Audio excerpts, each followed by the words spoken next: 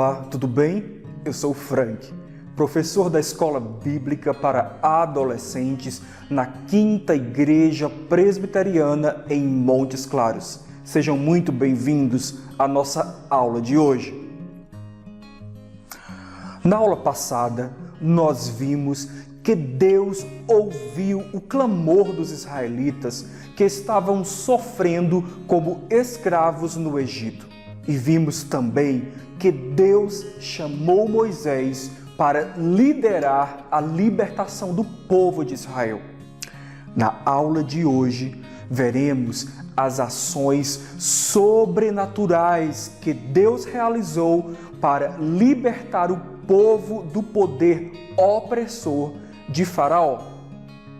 A partir do capítulo 7 de Êxodo, Deus ordena diversos encontros entre Faraó e Moisés. Em todos esses encontros havia a clara solicitação para que o povo de Israel saísse para prestar culto ao Senhor.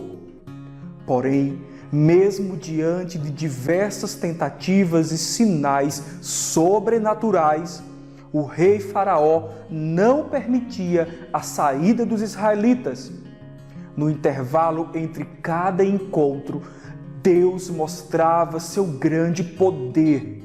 Foram 10 manifestações sobrenaturais, conhecido como as 10 pragas do Egito. Anote aí cada uma delas: a água transformada em sangue, rãs, piolhos, moscas, peste nos animais, úlceras em todas as pessoas, chuvas de pedras, gafanhotos, trevas e, por último, a morte dos primogênitos. 10 pragas o Senhor manifestou. Em cada uma das manifestações sobrenaturais de Deus, podemos perceber o poder e o controle de Deus sobre as leis da física e da química. Podemos dizer que milagre ou o sobrenatural é quando Deus quebra as leis físicas que Ele mesmo estabeleceu.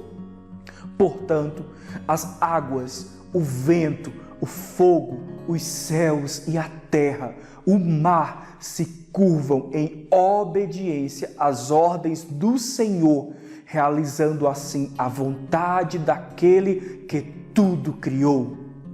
Através da rebelião de Faraó, Deus tinha 2 propósitos. Preste atenção e tome nota. Primeiro, Deus queria mostrar a Israel que Ele era o seu Deus. Por mais difícil que seja a situação e o contexto, para Deus não há impossíveis. Quando estivermos sufocados com os problemas e não vermos saída, podemos crer e confiar no poder transformador de Deus. Aleluia.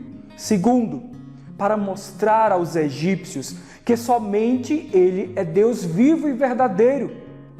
Os deuses pagãos não podem fazer nada em favor daqueles que clamam a eles.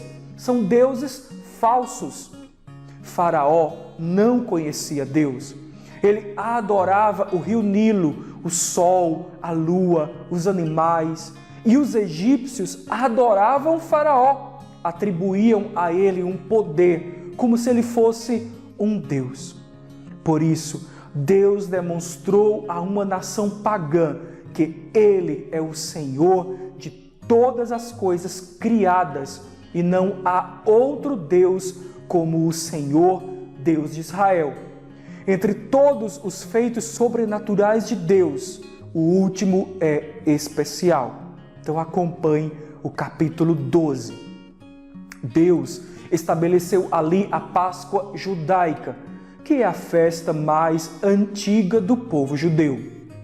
O texto nos diz que Deus deu orientações claras a Moisés, que disse ao povo que naquela noite o Senhor passaria no meio do Egito e todos os primogênitos, sejam humanos ou animais, seriam mortos.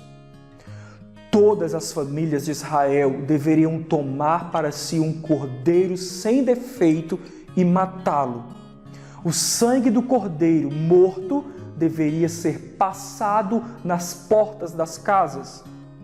Quando o Senhor passasse executando o seu juízo contra os egípcios, as casas que estivessem sem o sangue aspergido seria assim morto, mas os que tivessem o sangue estaria livre da morte.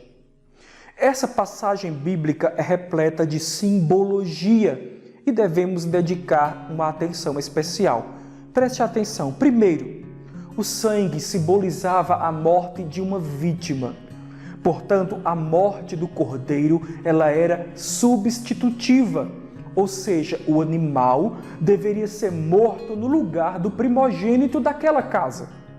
E segundo, o Novo Testamento estabelece uma conexão redentora direta entre esses episódios e também a morte de Jesus, o Cordeiro verdadeiro, sem pecado, que fora morto em nosso lugar. Isso está lá em 1 Coríntios 5:7.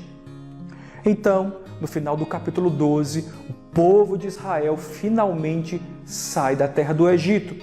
Eles saíram de Ramsés para Sucote e eram cerca de 600.000 pessoas, sem contar mulheres e crianças. O tempo total que os israelitas ficaram no Egito foram 430 anos. Toda essa multidão saiu do Egito a pé e enquanto eles caminhavam pelo deserto, Deus estava com eles. O texto diz que uma nuvem os acompanhava de dia e uma coluna de fogo durante a noite para clarear. Porém, a saída do povo de Israel do Egito não termina aqui. Ela será concluída com um evento surpreendente. Você não pode perder, porque isso será o tema do nosso estudo em nossa próxima aula. Agora, vamos para as perguntas, ver se você prestou atenção em nossa aula, qualquer coisa, pode voltar, ok? Pergunta 1. Por que essas pragas não vieram também sobre os israelitas, se eles também eram pecadores? Pergunta 2. Alguém pode lutar contra Deus e vencer? Qual foi o último castigo que Deus enviou sobre os egípcios e como Deus livrou os israelitas? Quarta pergunta. Quanto tempo o povo de Israel ficou no Egito? Quinta e última. O Cordeiro da Páscoa e Jesus. Quais são as semelhanças entre eles e o que eles representam? Ficamos por aqui e nos vemos na nossa próxima aula. Que Deus te abençoe, fortaleça o seu ânimo e a sua fé. Um abraço, tchau, tchau.